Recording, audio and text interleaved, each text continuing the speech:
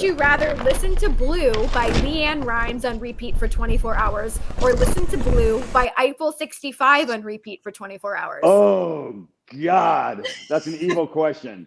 Okay. Well, I still get Eiffel 55 all the time, but no, I would choose Leanne Rimes. Okay. Okay. Good choice. She's wonderful. Okay. I wouldn't say that was your word, but yeah. Okay. I like her. She's I'm wonderful. sure We got to define wonderful, but yeah. Okay. All right, our next one. Would you rather wear a Canadian tuxedo to business meetings or wear a velour tracksuit to business meetings? Oh, Canadian tuxedo. I don't even see what does the Canadian tuxedo look like? All denim. Head to All toe. denim. Yeah. You know what? I've never done that, but I'm going to say tracksuit. Okay. It's cozy. Comfortable, Yeah. Good choice. It's a great choice. Comfort okay. overall. Yeah, I'm all about comfort. Yeah, ditto. Okay, here's the next one. Would you rather stand in on drums for Lars Ulrich or stand in for Glenn Sobel? Did you know I discovered Glenn Sobel? Okay, first of all, he is my favorite drummer in the entirety of the world as an Alice Oh Cooper my fan. God, really? Yes. Okay, he's been on here twice. Glenn was my neighbor growing up, my next door neighbor. What?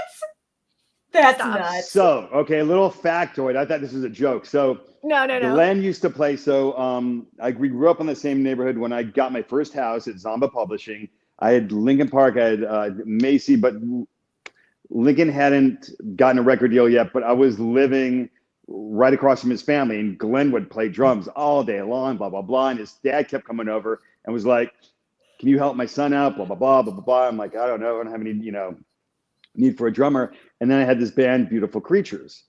And I told Glenn, you should try out for the band. And he got in the band. And so I stuck Glenn in theory in his first big band. Oh my God. Yeah, he's awesome. Yeah, he is literally my favorite drummer. One of the sweetest people. Like whenever he's on here, we always nerd out about like comic books and all that stuff. Yeah. Yes, but Lars Ulrich is the answer. Ding, ding, ding, ding, ding. Okay, that's the answer. Fine. Why don't you give me like Neil Peart? Put it this way. I can crush. We almost did that, but we're like, but we don't want to go with people that have already passed because that's not fair. Okay. Yeah. All right. Well, Peter Criss then. I would have destroyed Peter Criss. Oh, okay. But Peter Criss. Okay. Let's talk about one thing. And I only say this because Peter Criss isn't the nicest guy in the world. That's what we've heard. Yeah, you've heard that too. So, yeah, this band was my idolized Kiss, right? And so Gene, Paul, super cool guys, and it was backstage because I had Beautiful Creatures actually was on tour with Kiss. And that's how actually during that tour, I actually discovered Jeff Goot from Stone Temple Pilots now, believe it or not, backstage. That was a really interesting thing. So on tour with Beautiful Creatures, and I went backstage and Peter Criss was, I'm like, man, can I take a photo with you? And he's like, no. I'm like, excuse me. I go, I asked you if I could take a photo, we're backstage. And he's like, yeah, no. And I'm like, you're my hero. You're the reason I got into the music business. Because my uncle, my step uncle was actually in the Doobie Brothers, and he hated the fact that I loved Kiss. He's like, that drummer's not good. Anyways, and when I got older and I was listening to Kiss, Peter Criss's stuff is out of time all the time. He flubbed, and I was like, wow, did you really diss me like that, Peter? Pete, did you really diss me? Bro, that's all I have to say. Bro, listen, I'm with you. I still have latent upset, I still have nightmares that Pete said no photo. But I will say this, I did at Mandalay Bay, I did go onto his drum set, play the drums, take his sticks, and I have the sticks I have all the Kiss stuff. And what else did I do? A drum set, yeah. I did everything I could to play on his drum set, which really would have pissed him off. Did you also sing Beth? I didn't. I'm not gonna lie, he has a better voice than I do. Okay. I have a horrible voice. The worst voice ever. Fair enough. Wow. That's empirical. Wow. Oh, so, man, I mean, it's the reason I have Star Child sitting next to me and not the Catman, but it's okay. That's Paul, dude. Paul, I didn't appreciate Paul until later. It's, the guy's got that rock star voice. I can't even do it. I'm not going to imitate him. That's all right. I got to meet Vinnie Vincent not too long ago, which was very unique. And Bruce Kulick, who I'm obsessed with too, now from Grand Funk Railroad. I guess he's done. Okay, next. Ooh, all right. Would you, or rather, have a day in your life narrated by William Shatner, or have a day in your life narrated by Sir Patrick Stewart?